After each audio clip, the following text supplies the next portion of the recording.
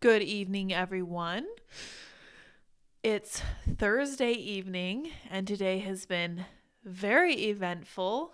I am afraid that we are going to have to talk about the elephant in the room, that is Kanye West.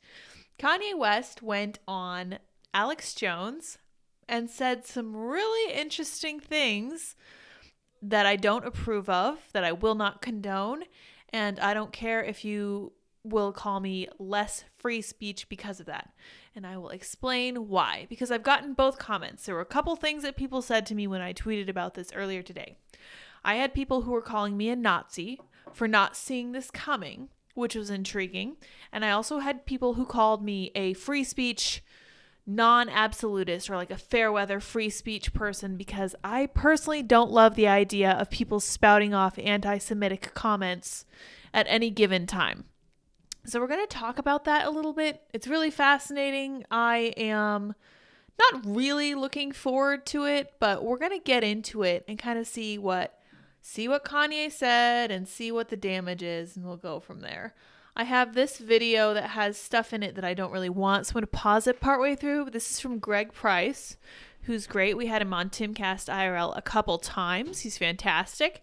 He brings the news. He pretty much broke this story, I think. Pretty sure he was watching this Kanye on the InfoWars earlier today, which was very exciting. So let me use my new mouse.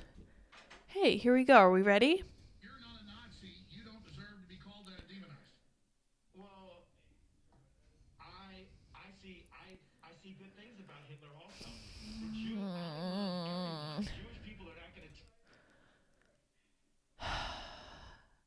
Yeah. So that's the gist of what he said. He said, well, I see good things about our dear friend also. Every human being has value that they brought to the table, especially him. So this is actually a really interesting concept that I think that we should entertain because, as you guys know, I care deeply about the value of human life. And I've had people ask me if they think that this means that I would include somebody like Hitler on that list, if I think that his life had value too. And I will tell you right now that I firmly believe that all human life is intrinsically valuable. I don't think that's debatable. If you see the world through a even slightly Judeo-Christian viewpoint, you're going to believe that's the case for sure, because there are Bible verses all about how God recognizes people before they're born, before they're put together in utero, all of this stuff. It's a really interesting philosophical question to be asked about somebody like Hitler, because obviously he did do so much damage. You could literally ask the same question about someone like Mao and Stalin and all those other people, because they all did similar amounts of similar kinds of damage.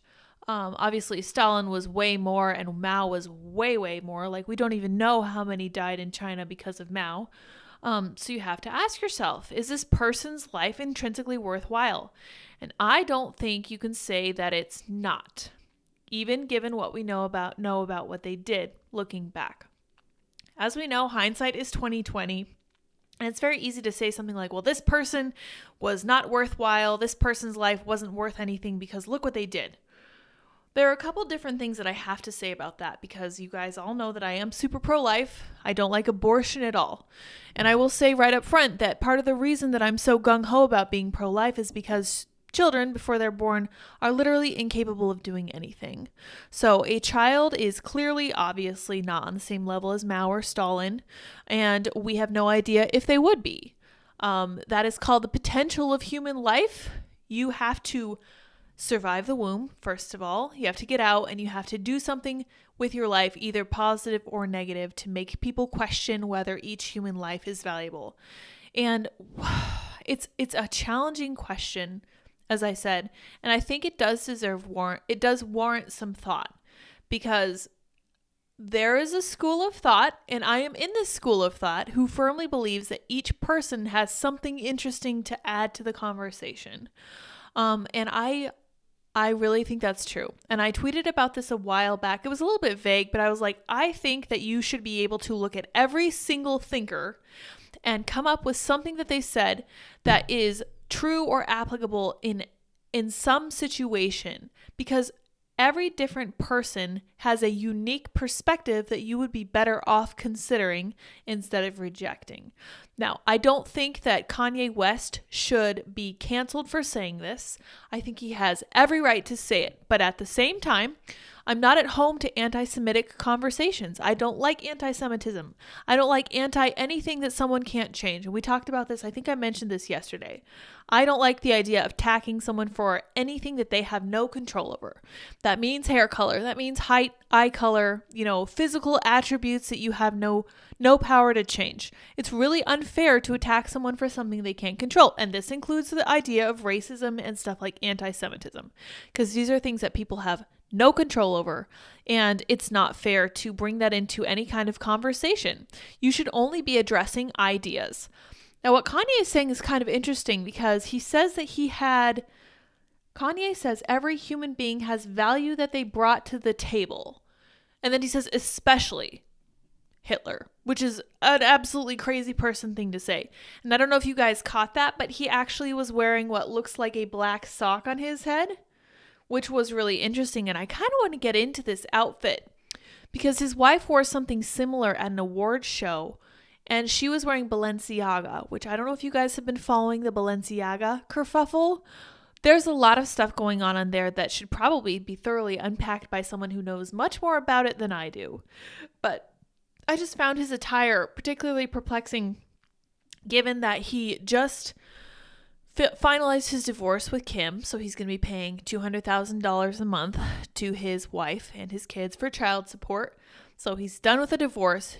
This man is clearly mentally unstable. He's just finishing a divorce, which is terrible. I know that he didn't want to go through that divorce. I know that he wanted his wife to remain faithful to him, even though they were separated.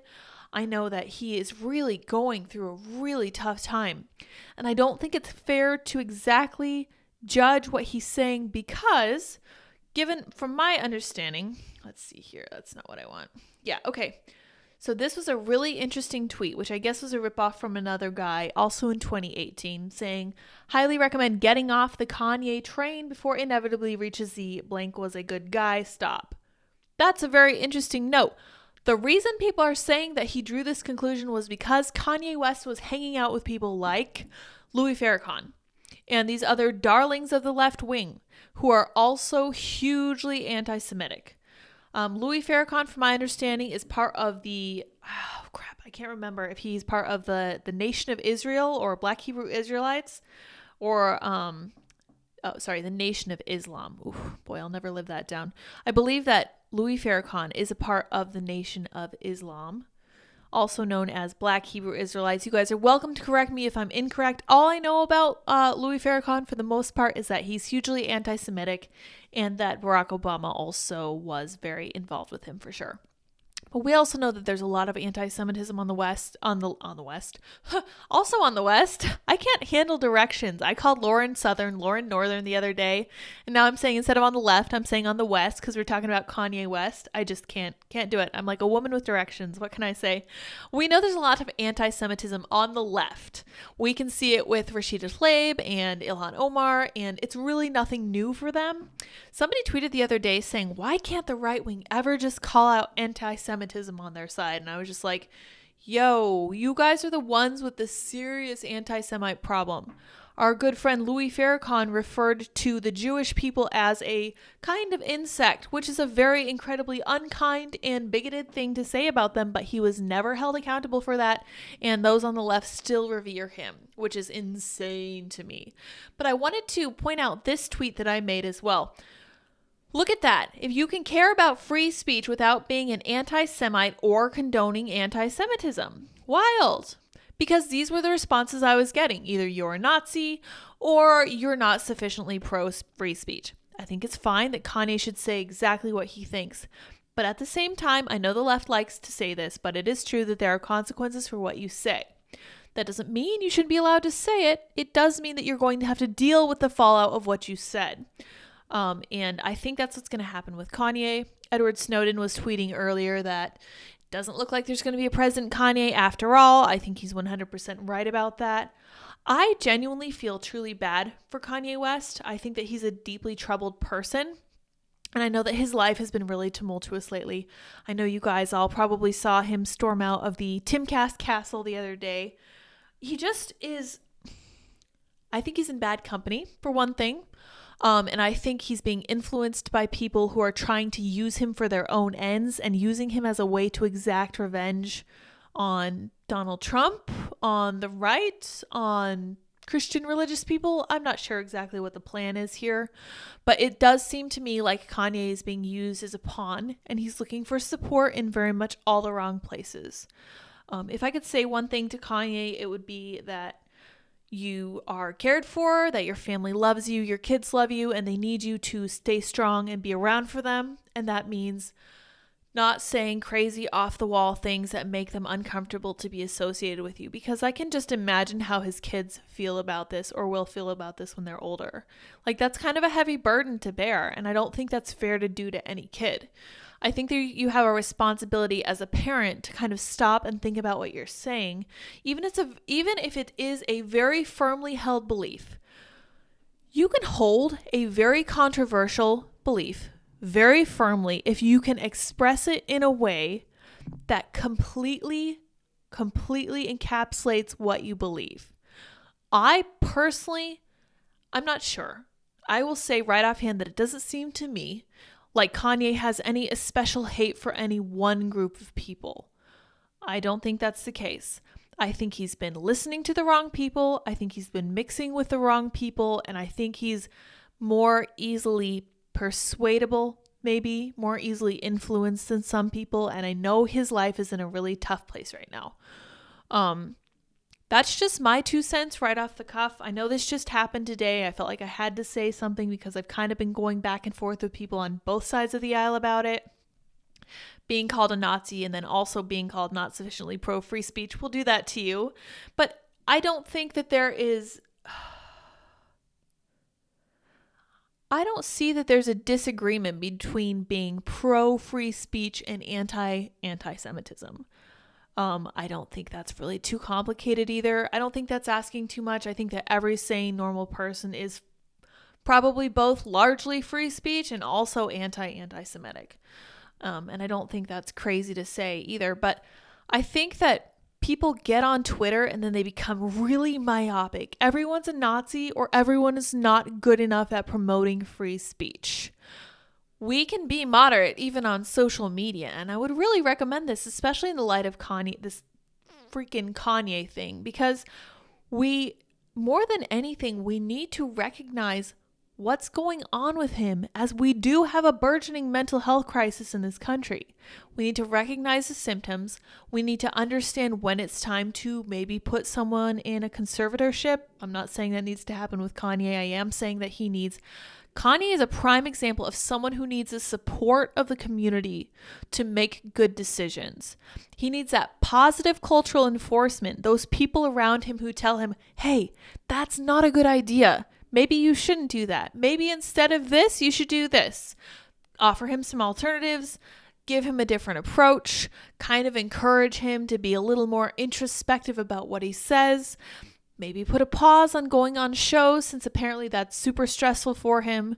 Like, Alex Jones was literally giving him an out. He was literally saying, but you're not what people say you are. You're not what people are going to accuse you of being, right?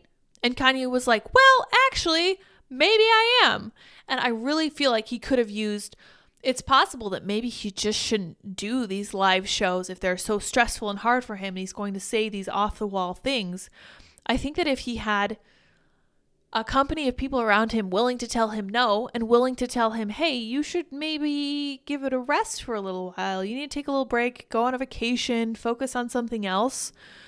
This is what happens. I dare say that Kanye West is what happens when you don't have community support to hold you accountable, because Jordan Peterson talks about how we go crazy if we don't have other people to bounce our ideas off of. And to me, it just seems like Kanye West doesn't have good friends to tell him what is a good idea and what's not. And that's truly, truly sad because he's at the top of the hierarchy. He's one of the richest guys. Okay. He's been incredibly successful in music. He's been incredibly successful in business. He's done all sorts of amazing things, but still he lacks this basic thing that the ordinary average peasant used to have 200 years ago. Like, he doesn't have a church family. He doesn't have his family in his side. He doesn't have like a supportive wife to tell him what to do. I could place a lot of blame on his ex-wife too, because when you marry someone, you know what you're getting into with someone like Kanye. You have to understand that it's going to be hard, okay? With someone super smart and super eccentric like Kanye always has been, you have to recognize that your job is going to be saying no a lot of the time. And it's going to be kind of pushing back and bouncing ideas and being like, hey, I really care about you. I don't want you to do this. Will you please just sleep on this or whatever? Wait to make this decision. Just put it off for a little while. We'll come back to it later. You don't have to do this show. We can find you another one. But without the support of his wife, without his family around him, without his mom, for example, he talks about his mom a lot ever since she died, and without a really solid structure to his life, he's suffering, and it's clear to see why. And my heart goes out to him for sure. I don't want him to be anti-Semitic. I don't want him to be saying all this stuff about Hitler. I think that's terrible. But at the same time, to me, it just comes across as much more of a cry for help than anything else. So I really hope that he finds the help he needs. And that's not just medical. That's not just medicine to make him feel better. This would be stuff like a solid church that is not led by Louis Farrakhan or anybody of that nature. Consistent family contact. And I'm hoping that he's on good terms with his ex-wife and stays on good terms with his kids, because I know that he really cares about them. These are things that make a big difference to him that have been lately just taken away from him. And I honestly don't blame him for having a kind of mental break. Now, if he is full on anti-Semitic, also that's fine. The fact of the matter is, at the end of the day, you can still be rude. You can still be mean online and in person. That is called freedom of speech. But people are going to know that about you, and then people are going to judge you for it. That's just one of the things that happens when we say things. When noises come out of our mouth, people will look at us and judge us based on that, no matter how well thought out those words are or how poorly thought out those words are. So hopefully that's something that he figures out. I hope he figures out his community situation.